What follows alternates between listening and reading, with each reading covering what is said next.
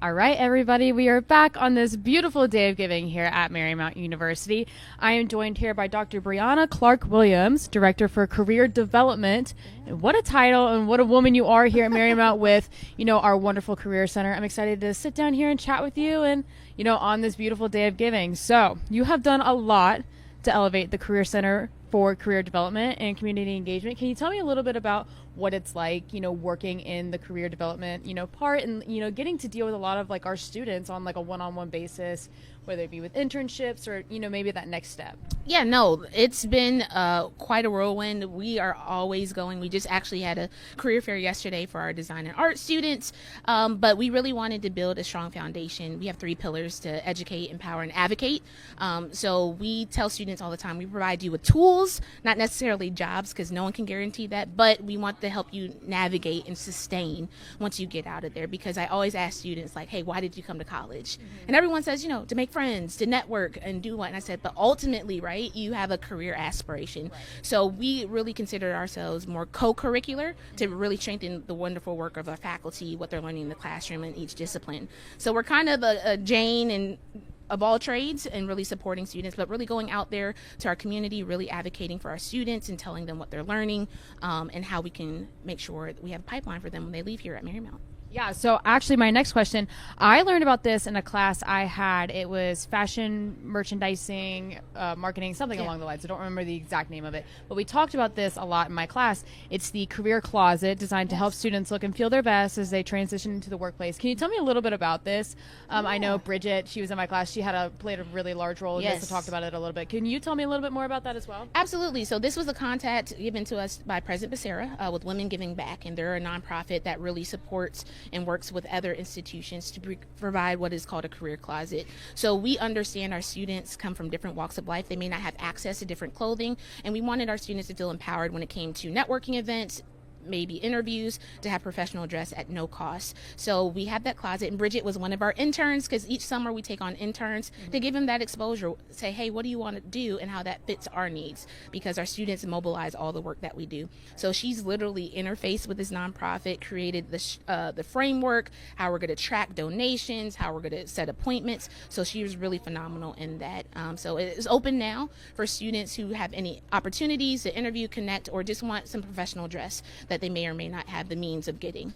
So for those clothes, are students able to donate? Are you guys you talked about a little bit of fundraising for, to go, shopping and pick out these clothes? How are the clothes put into the closet essentially? Yeah, so mainly we get the apparel from Women Giving Back. They kind of fill it up, but we do have a donation mechanism with our co-curricular programs coordinator, Morgan Harrison. She's been phenomenal, and she works with our Spirit of Service scholars. So that's some of the work, because we want our service to be both on campus and outwardly, because if we can't serve Marymount, who else will?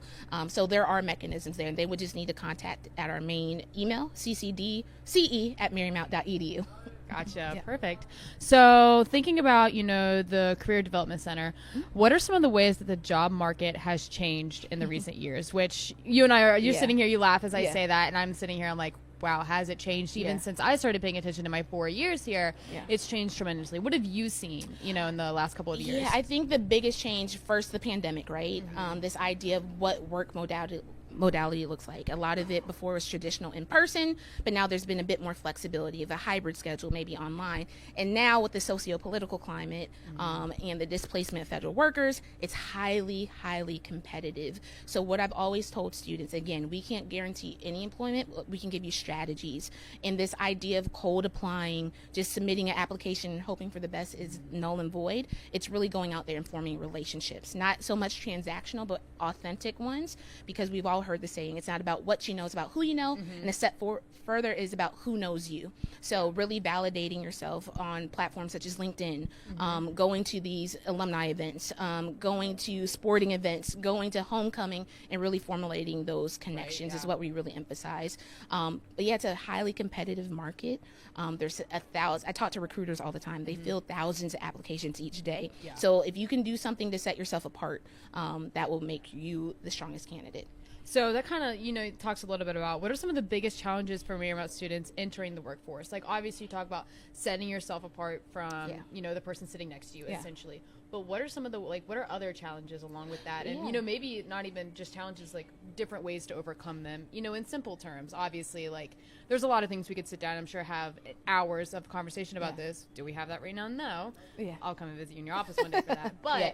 you know what I'm saying? You know, there's different things, there's challenges, you know, depending on what kind of role you want to go into as well. Yeah, no, I think the biggest thing in talking is making sure we're interdisciplinary in our approach. So, yes, we have a major, we're majoring in bio or fashion design, right? But how does that feed to the larger landscape of the organization, and also working on transferable skills? I notice a lot of time with students when they're first starting out, they want to focus on their hard technical skills, what they're learning in the classroom, right?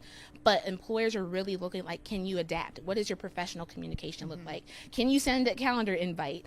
Can you talk in public? Oh, the right? calendar invite hit home to Can me you because speak I in cannot public? do that. Or can you express yourself in different ways? Can you write a blog post of what's happening in your sphere? So we really emphasize that interdisciplinary approach, but also working on those transferable competencies that will set you apart. Again, teamwork are some of the things that you work on, professional development, public speaking, communication. Those are those things that you can master right now, even in the classroom. So if you're leading a team project, getting involved in athletics, getting involved in clubs and activities, to really, if you don't have the means of working, you're bogged down with classes, what are you doing in your academic journey that can transfer out into the external world? So why did you choose to pursue first a master's in counseling and then a PhD in higher education leadership?